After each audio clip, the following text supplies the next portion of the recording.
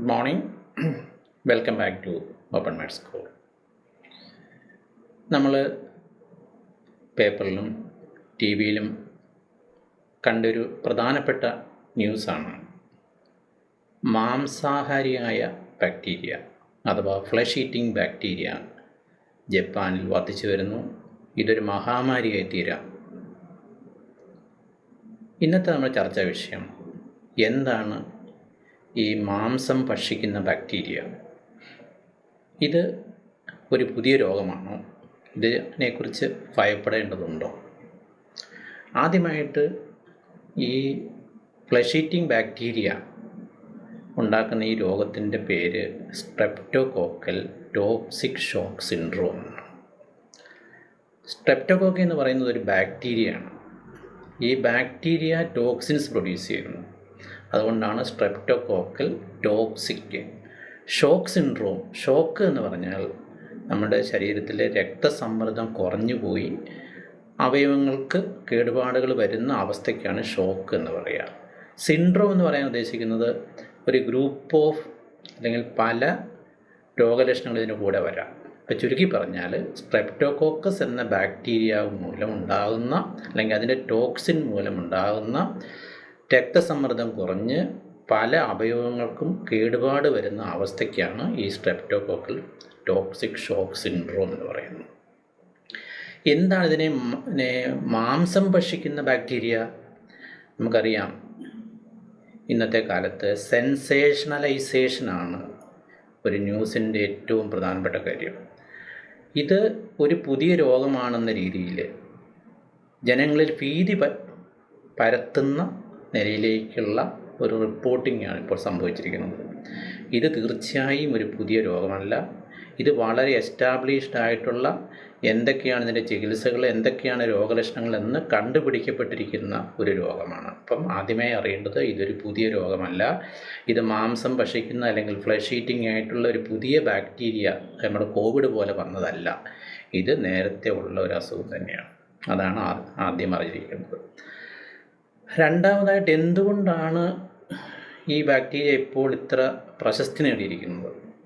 ജപ്പാനിൽ ഏതാണ്ട് 1000-ഓളം കേസുകൾ ഈ വർഷം റിപ്പോർട്ട് ചെയ്തിട്ടുണ്ട്. എന്താണ് ഇതിൻ്റെ കാരണമെന്ന് നമുക്ക് കൃത്യമായി അറിയില്ല. എങ്കിലും ഒന്ന് രണ്ട് കാര്യങ്ങൾ പറയാം. ഒന്നാമതായിട്ട്, കോവിഡിൻ്റെ കാലത്ത് നമ്മുടെ സോഷ്യൽ ഡിസ്റ്റൻസിങ്, അതായത് നമ്മൾ സാമൂഹിക അകലം, കൈ കഴുകുക, മാസ്ക് ഉപയോഗിക്കുക മുതലായ കാരണങ്ങൾ കാരണം ഈ സ്ട്രെപ്റ്റോകോക്കസ് കൊണ്ടുള്ള ഇൻഫെക്ഷൻസ് വളരെ കുറഞ്ഞിരുന്നു. ഈ സ്ട്രെപ്റ്റോകോക്കസ് എന്ന് പറയുന്നത് നമ്മൾ കുട്ടികളിൽ തൊണ്ടവേദന, അതായത് ടോൺസൈറ്റിസ് വരുത്തുന്ന, നമ്മുടെ സ്കിന്നിൽ പലപ്പോഴും ഇൻഫെക്ഷൻസ് ഉണ്ടാക്കുന്ന ഒരു ബാക്ടീരിയയാണ്. ഈ ബാക്ടീരിയയുടെ ഇൻഫെക്ഷൻ കോവിഡ് കാലത്തും അത് കഴിഞ്ഞുള്ള ഇമ്മീഡിയറ്റ് കാലഘട്ടങ്ങളിൽ കുറവായിരുന്നു. എന്നാൽ ഈ കോവിഡിൻ്റെ നിയന്ത്രണങ്ങൾ എടുത്തു കളഞ്ഞതോടുകൂടി, സാമൂഹ്യ അകലം കുറഞ്ഞതോടുകൂടി, മാസ്കിൻ്റെ ഉപയോഗം കുറഞ്ഞതോടുകൂടി ഈ ഇൻഫെക്ഷൻ വളരെ കൂടുതലാകാനുള്ള ഒരു സാധ്യതയുണ്ട്. രണ്ടാമത്തെ കാര്യം, കോവിഡോടനുബന്ധിച്ചുണ്ടാകുന്ന ഇമ്മ്യൂണിറ്റി കുറഞ്ഞതുകൊണ്ടാകാം. ഇത് ഒരു തിയറി മാത്രമേ ഉള്ളൂ, ഉറപ്പായിട്ടുള്ള കാര്യമല്ല. അപ്പം ആദ്യമായിട്ട്, ഇത് പുതിയ രോഗമല്ല. ഇത് സ്ട്രെപ്റ്റോകോക്കസ് എന്ന ബാക്ടീരിയ മൂലം ഉണ്ടാകുന്ന അസുഖമാണ്. ഇനി ആർക്കാണ് ഇത് വരിക? ആർക്കും സ്ട്രെപ്റ്റോകോക്കൽ ടോക്സിക് ഷോക്ക് സിൻഡ്രോം ഉണ്ടാകാം. പക്ഷേ പ്രായമായവരിൽ, റെസിസ്റ്റൻസ് കുറവുള്ളവർക്ക്, അതായത് ഡയബറ്റിസ്, ക്യാൻസർ പോലുള്ള അസുഖങ്ങൾ, കിഡ്നിയുടെ രോഗമുള്ളവർ, ഇങ്ങനെയുള്ളവർക്ക് ഇതിൻ്റെ സാധ്യത മറ്റുള്ളവരെക്കാൾ കൂടുതലാണ്.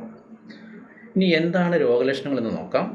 സാധാരണയായിട്ടിത് ഒരു മുറിവിലൊരു ഈ ബാക്ടീരിയ കയറുകയാണെങ്കിൽ, അല്ലെങ്കിൽ ഒരു വൂണ്ട് ഇൻഫെക്ഷൻ എന്ന് പറയും, ഒരു മുറിവിലോ വ്രണത്തിലോ ഈ ബാക്ടീരിയ വന്നു കഴിഞ്ഞാൽ അത് സ്പ്രെഡ് ചെയ്യുകയും അവിടെയുള്ള കൊഴുപ്പ്, മസിലുകൾ മുതലായവയ്ക്ക് നീര് വെക്കുകയും ചെയ്യുന്നത് കൊണ്ടാണ് ഇതിനെ നമ്മൾ ഫ്ലഷ് ഈറ്റിംഗ് ബാക്ടീരിയ എന്ന് പറയാനുള്ള കാരണം.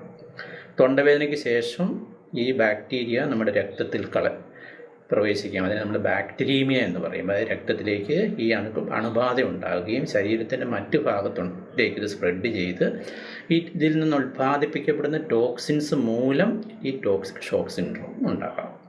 അപ്പം കടുത്ത പനി വരാം, തലവേദന, ഛർദി, പേശിവേദന. അപ്പോൾ സാധാരണ ഏത് ഇൻഫെക്ഷനും വരുന്ന പോലെയുള്ള ലക്ഷണങ്ങൾ. ഈ തൊണ്ടയിലൂടെയാണ് ഈ അണുബാധ ഉണ്ടായിരിക്കുന്നതെങ്കിൽ ശക്തമായ തൊണ്ടവേദന ഉണ്ടാകാം. പിന്നെ സ്കിന്നിൽ ആണെങ്കിൽ, അതായത് നമ്മുടെ ഒരു വ്രണത്തിലാണെങ്കിൽ വ്രണത്തിന് അവിടെ പഴുപ്പ് വരിക, കൈക്ക് നീര് വെക്കുക മുതലായ, അല്ലെങ്കിൽ ശരീരവേദന ഉണ്ടാകുക മുതലായ ഇതിൻ്റെ ലക്ഷണമായിരിക്കും. ഈ ടോക്സിക് ഷോക്ക് സിൻഡ്രോമിലേക്ക് പോകുമ്പോൾ പ്രധാനപ്പെട്ട സംഭവം നമ്മുടെ രക്തസമ്മർദ്ദം കുറയുക എന്നുള്ളതാണ്. ഇപ്പോൾ രക്തസമ്മർദ്ദം കുറയുമ്പം തലച്ചോറിനെ ബാധിക്കുക. അപ്പം നമുക്ക് തലകറക്കം, അല്ലെങ്കിൽ മറ്റേ ഡിസിനെസ് എന്ന് പറയും, നമുക്ക് എണീറ്റ് നിൽക്കാനുള്ള ബുദ്ധിമുട്ട്, കിഡ്നിയുടെ പ്രവർത്തനം കുറയും. അപ്പോൾ അതായത് നമ്മൾ മൂത്രത്തിൻ്റെ ഉൽപ്പാദനം കുറയുക, രക്തത്തിലെ ക്രിയാറ്റിനിൻ്റെ അളവ് കൂടുക. പിന്നെ അടുത്തത് നമ്മുടെ ബ്ലഡിലെ പ്ലേറ്റ്ലെറ്റിൻ്റെ എണ്ണം കുറയുക, രക്തം കട്ട പിടിക്കാതിരിക്കുക. അടുത്തത് കരളിൻ്റെ പ്രശ്നമാണ്. ഇപ്പം ലിവറിൽ നിന്നുണ്ടാകുന്ന ചില എൻസൈംസ് ഉണ്ട്, നമുക്കറിയാം. ട്രാൻസാമിനേസ് എന്ന് പറയും, SGPT, SGPT. നമ്മുടെ മഞ്ഞപ്പിത്തത്തിലൊക്കെ വർദ്ധിക്കുന്ന ഈ എൻസൈംസ് കൂടാം. ഇങ്ങനെ പലവിധ ഓർഗൻ, ഒന്നിൽ കൂടുതൽ ഓർഗൻസിനെ, ഒന്നിൽ കൂടുതൽ അവയവങ്ങളെ ബാധിക്കുമ്പോഴാണ് നമ്മളിത് ടോക്സിക് ഷോക്ക് സിൻഡ്രോം എന്ന സ്റ്റേജിലേക്ക് പോകുക. അപ്പം നമ്മൾ ഇത് രോഗലക്ഷണങ്ങൾ പറഞ്ഞു. ഇത് ആർക്കും സംഭവിക്കാം. സാധാരണഗതിയിൽ തൊണ്ടവേദനയോടുകൂടി വരാം, അതല്ലെങ്കിൽ നമ്മുടെ ത്വക്കിലുണ്ടാകുന്ന ചില വ്രണത്തിലെ ഇൻഫെക്ഷൻ മൂലവും വരാം. ഇനി എന്താണ് ഇതിൻ്റെ ചികിത്സ? ഞാൻ ആദ്യമേ തന്നെ പറഞ്ഞു, ഇത് കൃത്യമായ ചികിത്സകളുള്ള അസുഖമാണ്. ഏറ്റവും ആദ്യമായിട്ട് ആളിന് രക്തസമ്മർദ്ദം കുറവാണെങ്കിൽ ആവശ്യമായിട്ടുള്ള IV, അതായത് ഇൻട്രാവിനസ് ആയിട്ട് അല്ലെങ്കിൽ ഡ്രിപ്പ് വഴി ഫ്ലൂയിഡ്സ് കൊടുക്കുക. പിന്നെ അനുയോജ്യമായ ആൻറ്റിബയോട്ടിക്സ്, പിന്നെ ചിലവർക്ക് ഇമ്മ്യൂണോഗ്ലോബിൻസ് മുതലായവയും കൊടുക്കാറുണ്ട്. അപ്പം ഇതെങ്ങനെ തടയാം? നമ്മൾ കോവിഡിന് ഉപയോഗിച്ച എല്ലാ കാര്യങ്ങളും ഇവിടെയും ബാധകമാണ്. പനിയുള്ള സമയത്ത് സാമൂഹിക അകലം പാലിക്കുക. പനിയുള്ളവർ അല്ലെങ്കിൽ തൊണ്ടവേദന ഉള്ളവർ മാസ്ക് ഉപയോഗിക്കുന്നത് നല്ലതാണ്. ഇടയ്ക്കിടയ്ക്ക് കൈ കഴുകുക. അപ്പം കോവിഡിൻ്റെ അതേ മുൻകരുതലുകൾ തന്നെ ഇവിടെയും ഫലപ്രദമാണ്. പിന്നെ ഇങ്ങനെയുള്ള രോഗലക്ഷണങ്ങൾ, തൊണ്ടവേദന, ശക്തിയായ പനി, ക്ഷീണം മുതലായ വന്നു കഴിഞ്ഞാൽ ഉടൻ തന്നെ ഡോക്ടറെ സമീപിക്കുകയും ആവശ്യമായ മരുന്നുകൾ കഴിക്കുകയും ചെയ്യാം. ഇപ്പോൾ ചുരുക്കി പറഞ്ഞു കഴിഞ്ഞാൽ ഇതൊരു പുതിയ രോഗമല്ല, ഇത്ര സെൻസേഷനലൈസേഷൻ ഉണ്ടാക്കേണ്ട ഒരു വിഷയവുമല്ല. ഇത് നേരത്തെ ഉണ്ടായിരുന്ന രോഗത്തിൻ്റെ എണ്ണം കുറച്ച് കൂടുതലായിട്ട് ജപ്പാനിൽ കണ്ടെത്തി. ഇനി ഇതിന് വല്ല ജനിതക വ്യതിയാനം വന്നിട്ടുണ്ടോ മുതലായ പരിശോധനകൾക്ക് ശേഷം മാത്രമേ ബാക്കി കാര്യങ്ങൾ പറയാൻ സാധിക്കുകയുള്ളൂ. ഈ വിഷയം നിങ്ങൾക്ക് ഉപകാരപ്രദമെന്ന് കരുതുന്നു. Thank you.